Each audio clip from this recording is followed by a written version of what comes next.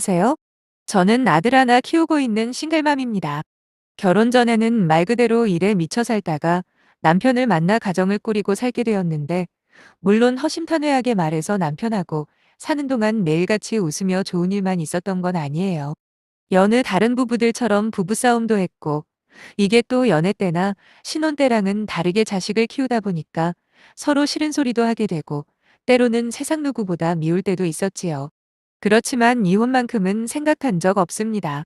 아무리 다투고 싸우더라도 근본적으로 남편이나 저나 같은 방향을 바라보고 있다고 믿었으니까요. 그리고 당연히 그 방향은 우리 세 식구가 행복하게 사는 거고요. 근데 그건 제 생각이었을 뿐, 남편이나 시어머니나 돈에 있어서는 염치를 몰라도 너무 모르더군요. 더 이상 결혼 생활을 유지 못할 만큼 말이죠. 남편과는 20대 끝자락의 친구 소개로 만났습니다. 옆구리 시리다는 겨울에 만나서 약 1년간 즐겁게 연애했어요. 그러다 남편이 먼저 프로포즈를 해왔는데, 저도 그때는 눈에 뵈는 거 없이 남편이란 사람이 너무 좋아서 그 프로포즈를 받아들였네요.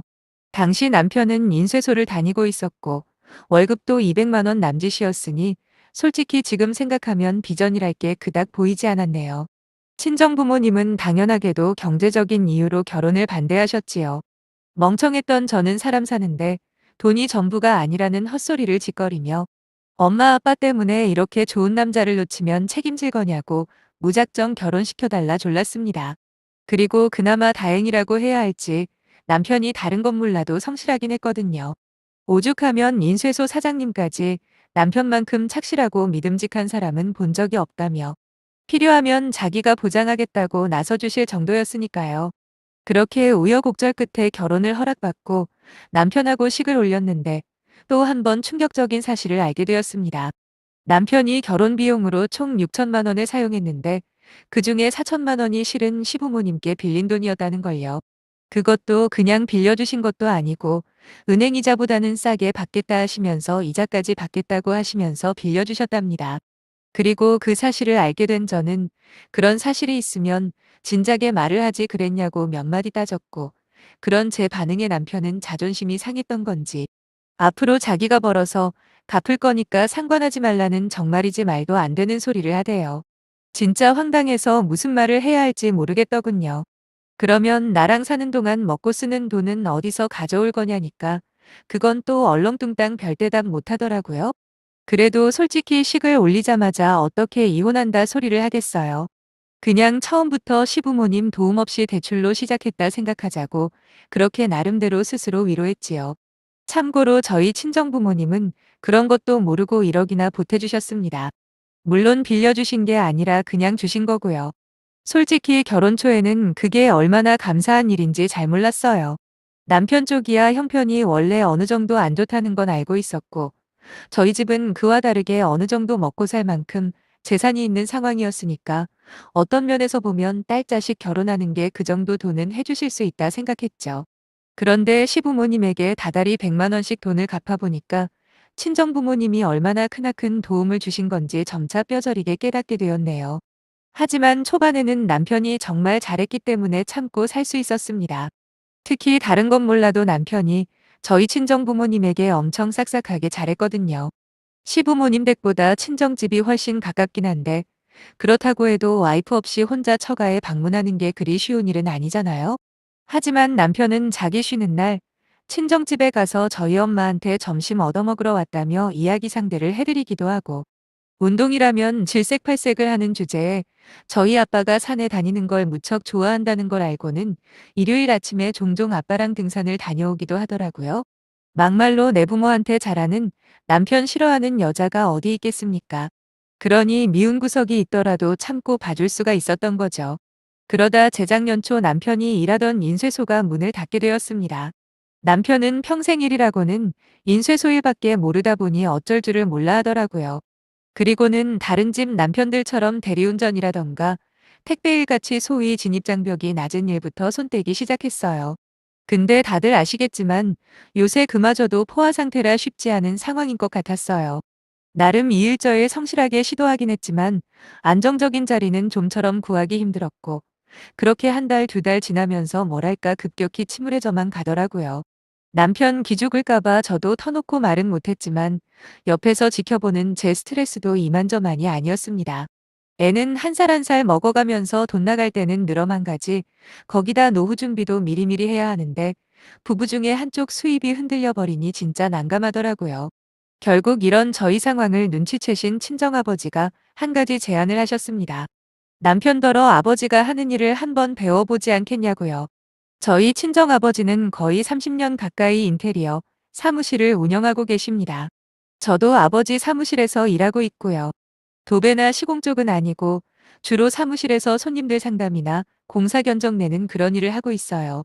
친정아버지는 어차피 제가 물려받을 사무실이니 이참에 사위도 배워두면 나중에 크게 도움이 되지 않겠나 생각을 하신 것 같았습니다. 그리고 다행이라고 해야 할지 남편은 흔쾌히 좋다고 말하며 바로 이튿날부터 저희 친정아버지 사무실로 출근하기 시작했지요.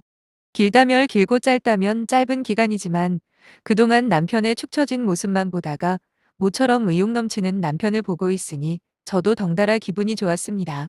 한동안 남편은 특유의 성실성과 착실함으로 친정아버지가 알려주는 크고 작은 기술부터 하나씩 배워나갔고 처음엔 겸손하게 잘 배우는 것 같더라고요. 손재주도 있는 편이고 일머리도 있는 편이라 그런지 친정아버지는 꽤나 적응을 잘한다면서 칭찬까지 해주셨어요. 그런데 너무 습득이 빨라도 문제였습니다. 주변에서 자꾸만 잘한다 잘한다 칭찬을 해주니 남편의 자신감은 하늘을 찌를 듯 올랐고 결국 다른 베테랑 기술자분들이 해놓은 일을 굳이 들여다보고는 아는 척을 해대기 시작한 거예요. 아무리 일을 빨리 배우는 편이라고는 하나 막말로 초보자 기준에서 빨리 배우는 거지 10년 넘게 일해온 분들하고 비교나 되겠습니까? 그런데 남편은 그것도 모르고 이렇게 하면 단선이 될 것 같다느니 기존의 방식보다 자기가 생각한 대로 하면 시공시간이 단축될 거라느니 하면서 훈수를 두기 시작했다는군요. 처음에는 같이 일하는 기술자분들 모두 그런 남편의 모습을 귀엽게 봐주셨답니다. 좀 배웠다고 까부는 것 좀 보라면서요. 젊은 사람이 열정 빼면 뭐가 남느냐면서 남편이 나대는 모습까지 좋게 봐주신 거죠. 그런데 이게 하루 이틀이 아니라 거의 매일같이 반복되니까 막말로 잔소리 듣기 좋아하는 사람이 세상 천지에 어디 있겠냐고요. 그래서 몇 번 남편에게 좋게 주의를 줬는데도 남편은 아랑곳하지 않고 여기저기 들쑤시고 다녔고 결국 같이 일을 하네 못하네 소리가 나올 지경까지 가버렸지요. 심지어 저희 아버지보다 훨씬 경력이 오래된 아저씨들 말까지 무시해버리니 남편이 얼마나 미움을 샀는지 말 안 해도 아실 거예요. 마침내 이런 상황을 알게 된 친정아버지께서 남편을 불러 호되게 혼을 내셨습니다. 그러면서 저를 따로 불러 서운해하지 말라고. 사업이라는 게 한 사람만 잘나서 되는 게 아니라 같이 일하는 사람들 기분 헤아려 주는 게 가장 중요하다는 말씀을 해주시더라고요.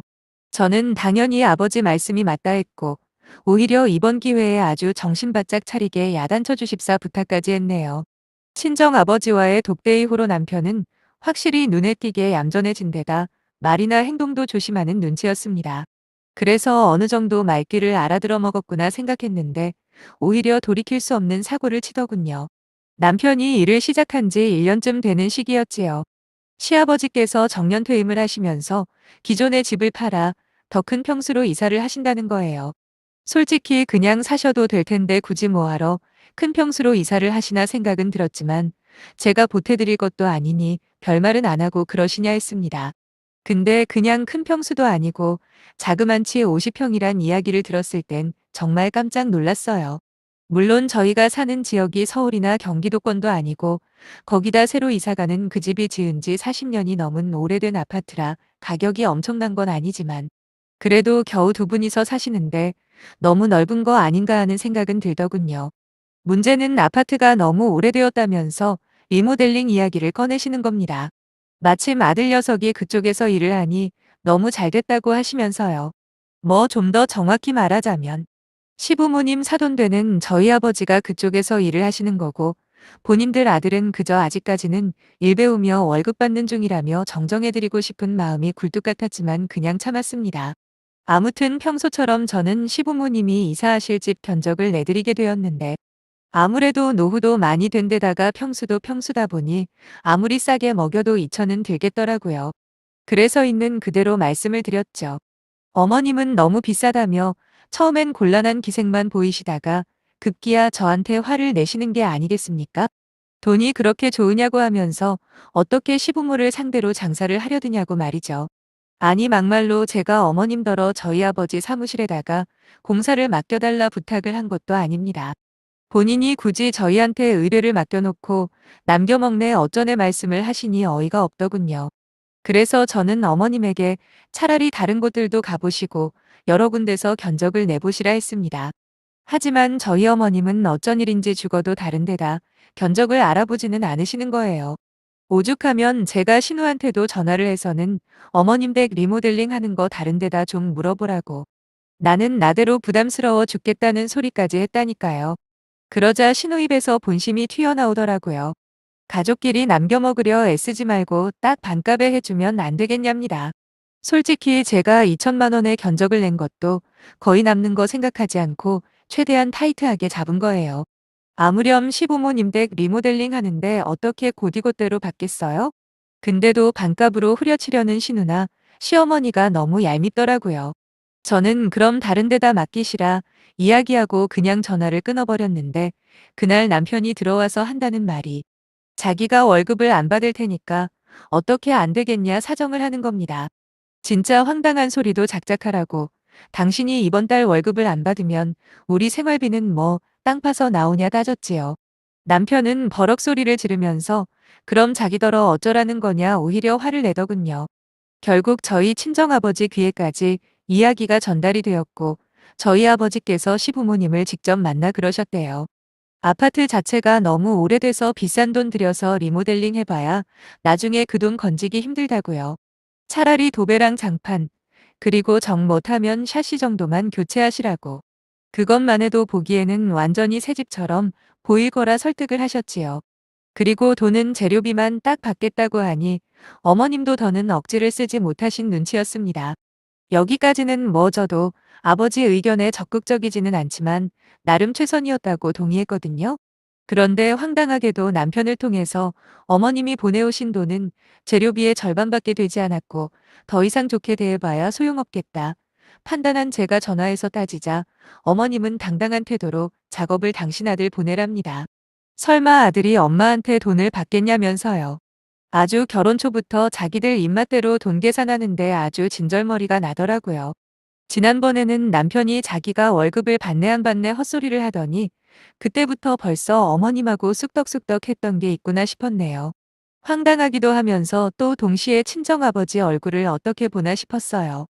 아니나 다를까 친정아버지도 이 이야기를 들으시고는 고개를 절레절레 내저으시더니 그냥 이번엔 그렇게 하자고 대신 저더러 다음부턴 시가 쪽이랑 돈 1원 한 푼 여기지 말라시대요. 결국 저는 반값만 입금받고 작업은 남편 혼자 보냈습니다.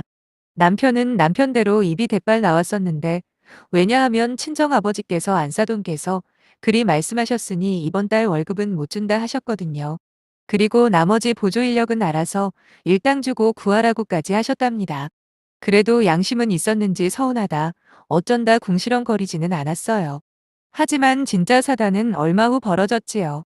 남편이 초보 한 명을 사비로 구해서 공사를 했는데 자신만만하던 태도와는 달리 아주 개판을 쳐놓은 모양이더라고요. 샤시도 엉망으로 설치한 데다가 도배해놓은 데는 군데군데 붕 떠버리고 또 장판은 장판대로 여기저기 다 울어서 보기 흉하게 돼버렸답니다.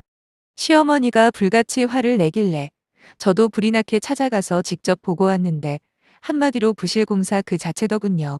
어머님은 집안 꼴을 이래 놓으면 어떡하냐면서 갑자기 저희 친정아버지더러 물어내라 억지를 쓰기 시작하셨어요. 평소 같으면 깍듯하게 사과부터 했을 아버지였지만 그동안 참아오신 것도 있고 해서 아버지 역시 화가 많이 나 있는 상태였거든요. 아버지는 환불은 무슨 환불이냐고 사부인이 요구한 대로 전부 해주지 않았냐. 그러니 따질 거면 아드님한테 가서 직접 말씀하시라 받아쳤습니다. 그랬더니 어머님은 앞길 창창한 당신 아들 데려다가 제대로 일도 안 가르치고 뭐 했냐며 막말을 하시더군요. 아니 백수 데려다가 사람 구실하게 만들어준 저희 아버지한테 저게 할 말입니까? 옆에 있던 저도 도무지 참을 수가 없다 싶어 어머님에게 무슨 말씀을 그리 하시냐 받아쳤습니다. 친정아버지가 어른들끼리 이야기하는 자리니 저더러 끼지 말라 하셨지만 말도 안 되는 어머님 억지를 상대하는 건 저 하나면 족하지 괜히 아무 잘못 없는 친정아버지가 당하는 꼴은 죽어도 못 보겠더라고요. 그 와중에 남편은 자기가 모든 사태의 책임자면서도 그저 자기 엄마 옹호하기에 급급할 뿐 저희 아버지한테 말이라도 죄송하다 한마디를 하지 않았어요. 심지어 이럴 거면 이혼한 해 만에 남편이 협박하듯 말을 꺼내는데 아마 남편은 오래전부터 확신을 가져왔을 겁니다. 제가 어떻게든 애 때문이라도 잘 살아보려고 웬만한 일에는 참고 지냈으니까 아마도 이혼하자는 소리를 들으면 움츠러들 거라고 말이죠. 남편의 예상과는 다르게 저는 이혼 어쩌고저쩌고 하자마자 그 즉시 그러자고 맞불을 놨습니다. 아니 오히려 무슨 일이 있어도 내가 이혼하겠다 엄포를 놔버렸죠. 막말로 번듯한 친정 있지, 나 스스로도 능력 있지, 애 하나 키우면서 못 살겠나 싶더라고요. 정말로 신기한 건 이혼이라는 말이 제 입에서 나오자 조금씩 제 마음도 그쪽으로 움직였고 마침내 몇 달간의 신경전 끝에 협의 이혼으로 결론이 나버렸네요. 아이는 제가 키우기로 했습니다. 물론 양육비는 매달 꼬박꼬박 남편으로부터 받고 있고요. 가끔씩 한 번 더 참았으면 어땠을까 후회 아닌 후회가 될 때도 있지만 계속 참고 살았다면 결국 제가 먼저 스트레스 때문에 어떻게 되어버렸을지도 모르겠다 싶은걸요. 그리고 다행이라고 해야 할지 남편이 빠져나간 이후로 다시 아버지 사무실에는 생기가 돈다고 해야 할지 같이 일하던 분들 모두 손발이 잘 맞으니 업무도 잘 돌아갑니다. 요즘은 손님들이 늘어난 게 확실히 체감이 될 정도라니까요. 인생사 세웅지 말하더니 막상 이혼한 이후로 솔직히 어디다 말은 못했지만 이제는 하루하루 알차게 지내는 제 자신을 보면 놀랍기도 합니다. 아이와도 훨씬 더 좋은 것 같고요. 아이와 행복하게 사는 것만 생각하며 살게요. 감사합니다.